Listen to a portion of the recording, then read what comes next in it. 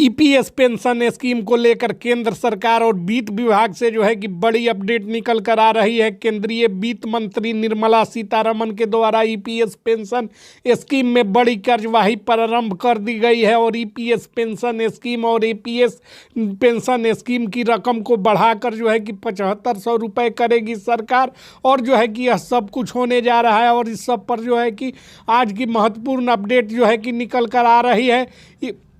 EPS pension, EPS 95 scheme और EPS pension scheme में न्यूनतम पेंशन को 7500 रुपये किए जाने का जो है कि लेकर ईपीएफ मेंबर कल जंतर मंतर पर धरना दे रहे हैं और कल से उनके धरना प्रदर्शन का असर यह पड़ा है कि सरकार ने ईपीएस पेंशन स्कीम 95 में बढ़ोतरी करते हुए ईपीएस पेंशन स्कीम को जो है कि 7500 रुपये करने और मूल वेतन के 50% तक ईपीएस 95 की रकम को बढ़ाने पर सहमति व्यक्त की है। प्राइवेट सेक्टर के बैंक में काम करने वाले कर्मचारी प्राइवेट फंड में जो है कि अपनी बेसिक सैलरी 12% योगदान देते हैं। प्रोविडेंट फंड पीएफ में एम्प्लॉइज जो है कि प्रोविडेंट फंड में जो है कि ऑर्गेनाइजेशन ईपीएफओ द्वारा रेगुलेट किया जाता है और इसके अलावा जो है कि कंपनियां 12% योगदान करती है और ईपीएफओ के साथ अमाउंट जो है कि डिपॉजिट करनी होती है और जिसमें कंपनियों द्वारा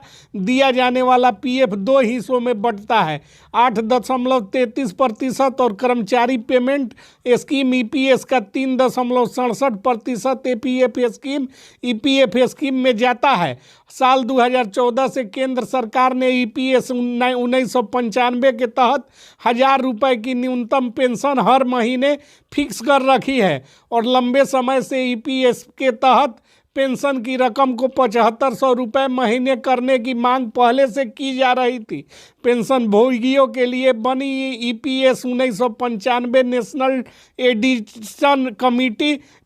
एडिशन कमेटी ने जो है कि बुधवार को 31 जुलाई 2024 को राजधानी दिल्ली में जंतर मंतर पर विरोध प्रदर्शन बुलाया था, जिसमें मंथली पेंशन को 7500 करने की मांग की गई थी और कमेटी ने बयान में कहा था कि सालों से करीब 7.8% पेंशन भोगियों को न्यूनतम पेंशन लिमिट बढ़ाकर ईपीएफओ द्वारा दरवाजा खटखटाए जाने पर भी नहीं सुनी जा रही है।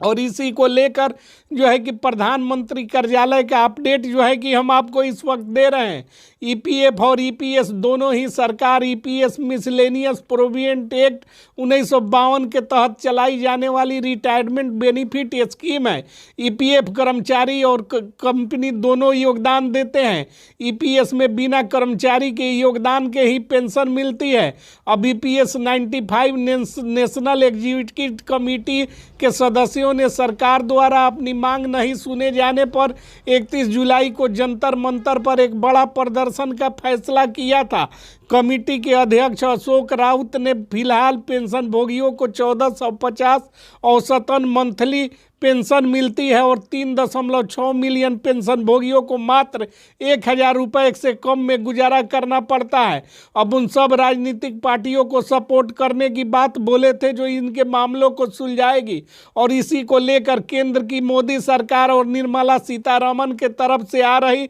अपडेट में बताया जा रहा है कि ईपीएस 95 और ईपीएफओ और जो तमाम प्रोविडेंट फंड है उस सब में वृद्धि करते हुए वेतन के 50% का हिस्सा जो है कि ईपीएस 95 के तहत 7500 रुपये अधिकतम जो है कि पेंशन भोगियों को मिलेंगे। साथ ही डीए की राशि भी भुगतान की जाएगी और उनको जो है कि ईपीएफओ के तहत मिलने वाली तमाम सुविधाओं में बढ़ोतरी करते हुए 7500 से अधिक मिलेंगे। 7500 की मांग जो है कि इन्होंने की थी, जिसको केंद्र सरकार के द्वारा मंजूरी दे दी गई है